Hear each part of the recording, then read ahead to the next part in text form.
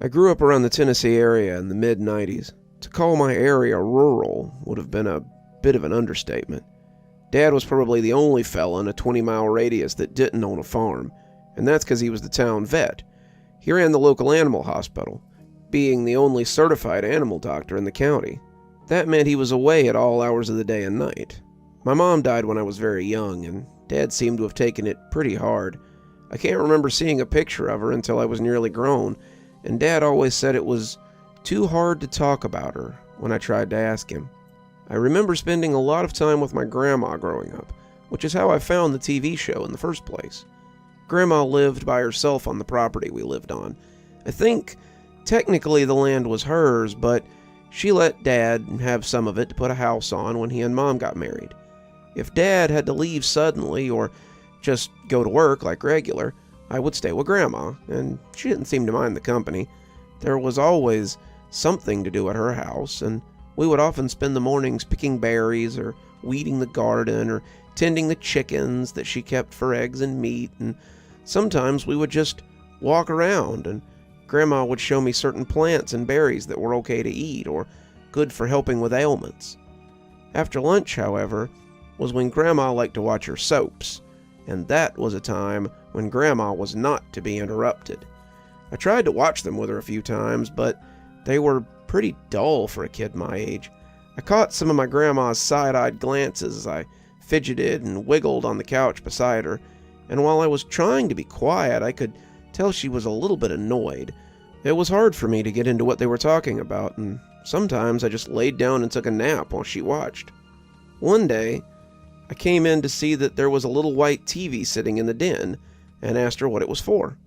"That is so you have something to watch while I'm watching my soaps. It was your dad's when he was young, and it's only got about 10 channels on it, and you'll have to use the rabbit ears if you want to get all 10, but it'll give you something to do instead of being bored." On that, she had been right. The TV was a little black and white set that if I adjusted the metal rabbit ears on top, I could get all kinds of things. Most of it was boring too, news or farm reports or other soap operas, but if I adjusted the rods, I could get PBS on there too. I've spent many lunchtimes watching Mr. Rogers' Neighborhood or Sesame Street, and the little TV was a nice treat after a morning of helping Grandma with her chores. Sometimes I'd watch it in the afternoons too if Grandma was doing something that was too hard for me or was on the phone with a friend of hers. One afternoon, about a month before school started, I was trying to get the rabbit ears to play Channel 9, which showed cartoons in the afternoon. Grandma was on the phone with one of her friends, gossiping likely, and I'd been told to go play while she talked in the other room. I could have used the TV in the living room, but I'd really come to like the little black and white set in the den.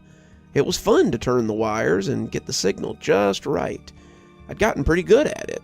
I was trying to get it right on that day, hoping I hadn't missed too much of Thundercats, when something came through that I'd never seen before. It was a show with puppets, and it was definitely different from what I usually found on Channel 8. The puppets were singing a song about the sun and how its brightness was so good, and I decided to watch for a few minutes before trying to find my usual cartoons. I'd grown up in the South and knew a religious puppet show when I saw one. I'd grown up in the era of Gospel Bill Show and Colby's Clubhouse. Public access usually could be counted on to have a few others that were less fancy, and this one appeared to be in that vein. All the puppets looked like someone had bought them second-hand and dressed them in homemade clothes. They were interspersed with real kids and adults, and the host seemed to be a man in overalls with a wide-brimmed hat and a piece of straw in the corner of his mouth. He looked like he was running a country store, and as he wiped the counter, puppets and people came in looking for things. As the song about the sun ended, the camera opened back on the man wiping the counter, humming the same tune the kids had been singing. He looked up, surprised, and seemingly greeted me as if I'd walked in. "Well, hello! Welcome to Bright Farm. I'm Thomas. Welcome to my store. You look like you might be looking for something specific. I knew a man who was looking for something particular once. He found it in the Wonder Barn, where many miracles happen. His name was Joe, and here's his story of finding the light." I watched as a sad puppet cried over a gravestone. His son had died, and the puppet man fell into despair as he grieved for his lost boy. Over time, he found the farm and found that his son had been there.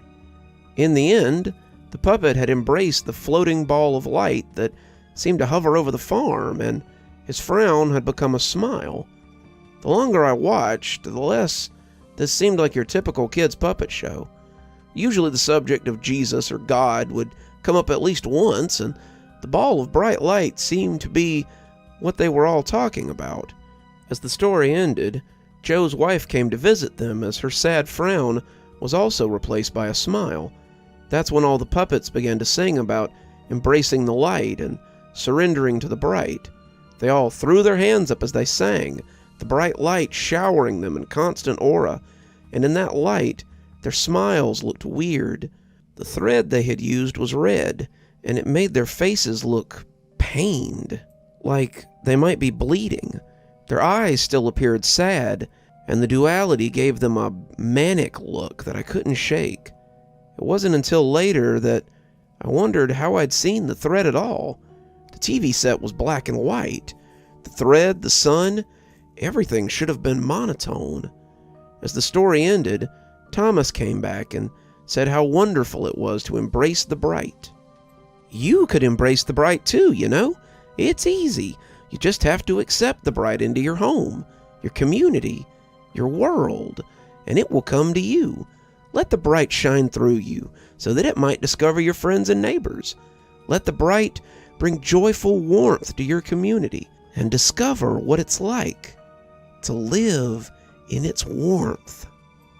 The way he stared at me through the TV set was starting to make me feel uncomfortable, and when I reached out to turn the knob, I could swear his eyes followed my hand. The knob clicked over to 8, and I found the end credits for the Thundercats. I wasn't sure how I had come to somehow be between Channel 7 and Channel 8, but it appeared that I had. I wasn't sure how I felt about the show, a show I just called The Bright Show in my mind, but it wasn't the last time I saw it. I found it again about a week before school started, but it was only a quick burst of static as the puppets reappeared and sang about worshiping the bright. They were raising their felt hands to the sky as a painted background of a placid field set behind them. Their eyes looked crazy, and their smiles seemed to stretch across their faces like jokers from Batman. Words repeated again and again, the tempo increasing. The whole thing just seemed surreal after a while. I finally turned the channel after some undeterminable amount of time, and the ensuing static made me feel less crazy. After that, I didn't see it again for a while. I'd started kindergarten in the fall, and my days were a little more organized after that. Grandma had kept me on a routine, but it was always one that matched what she was doing. Suddenly there was schoolwork and recess and new friends and a big playground, and I came home every day with a backpack of artwork and a body that was ready to drop. I napped some afternoons, but if I wasn't napping, I was probably watching TV in Grandma's living room. She hadn't usually used the TV in the afternoon, not until Wheel of Fortune came on, and I was free to watch whatever I wanted. My arms were too tired to fiddle with the rabbit ears, so I lay on the couch and watched my cartoons in color for a change. Then one afternoon, I came home to find Grandma watching something on the news. An oil tanker had gotten into an accident near our town and set some of the woods on fire. Grandma wanted to make sure that none of her friends or family were in danger, and she told me to go watch TV on the little set instead. She was on the phone with one of her gossip friends as she said it, and the two were chatting animatedly as I slunk off to the den. I was trying to find cartoons again, adjusting the wires so I could get the right channels, but when the singing began to crackle over the speakers, I knew I'd found that strange puppet show again. This time, as the static cleared and the picture came into focus, I saw the little card for Bright Farms appear from between some clouds before becoming the inside of the shop again. This time, however, there was a woman in a long dress wiping the counter instead of Thomas. She looked up as the camera panned in, and her face seemed to possess recognition, as if she knew the person approaching. "It's you! Good to see you again. I'm Miss Mary, and this is the general store. Thomas is out handling some things, so I'm in charge for a little bit. Sometimes we aren't sure we can handle things on our own, but with the Bright, all things are possible. Let's take a look at Micah, who isn't sure that she can handle her workload, until discovering her true calling with the Bright." The story was about a woman with a struggling business, but I was finding it hard to concentrate on the story. The woman presenting the tale was familiar somehow, though I didn't think I'd ever seen her. Her hair was pulled back into a bun of dark chestnut locks, and her smile reminded me of the puppets I sometimes saw after their smiles had been attached. The skin around the corners of her mouth was red and angry looking, but her smile was huge and inviting. The puppets and the stories suddenly meant very little, and I found myself waiting for the time I could see Miss Mary and hear her talk to me. I started tuning in more often after that, and I found Miss Mary behind the counter of the general store more often than not. Whatever business Thomas was on seemed to keep him away from the shop more and more. Miss Mary introduced stories about people who discovered their lives had little meaning, their problems had little meaning, and their pursuit had little meaning when they brought it before the Bright. People who lost children, treasures, opportunities, and everything in between found them inside the depths of the Wonder Barn. Miss Mary talked about giving yourself over to the Bright and letting it change you for the better, and I was entranced by the lovely voice of the new host. It was all so wonderful, until one day it all changed. One day, Miss Mary told a story that was very personal to her journey to the Bright, a story that someone heard who shouldn't have. You're still here. I thought you might be. Thanks for joining me for tonight's story. If your insatiable appetite for horror knows no bounds, might I suggest one of our playlists, or one of our previous stories in the archive? There should be one appearing at the end of the story any minute now. And of course, if you're not subscribed, why not go ahead and hit that subscribe button? Maybe hit that notification bell so you don't miss any of the spooky things that we do here. If you prefer your horror a little more analog, you can always pick up one of my books. There's a link below to my latest, and it'll take you to all the great things that I've posted on Amazon.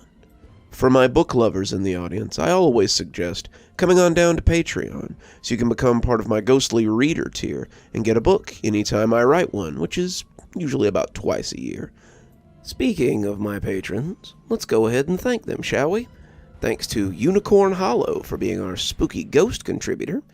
Thanks to Janet and Lady Vengeance for being our spooky skeleton tier contributors. Thanks to Hi Stacy, Winter, Xaronan, Emily Coltsfoot, Stephanie Carrington, Marianne Schuler, Tyler Parker, and Jennifer Damron for being our ghostly reader tier contributors. Thanks, everyone. We just couldn't do the show without you. If you think you might like to support the show in a more monetary fashion, come on down to Patreon. I have many tiers. I'm sure you'll find one that suits you best. I always recommend the Ghostly Reader tier, since you get a signed book anytime I write one on your doorstep. But I have many tiers, and again, I'm sure you'll find one to suit you. And as always, thanks for stopping by. Dr. Plague, signing off. Have a wonderful evening.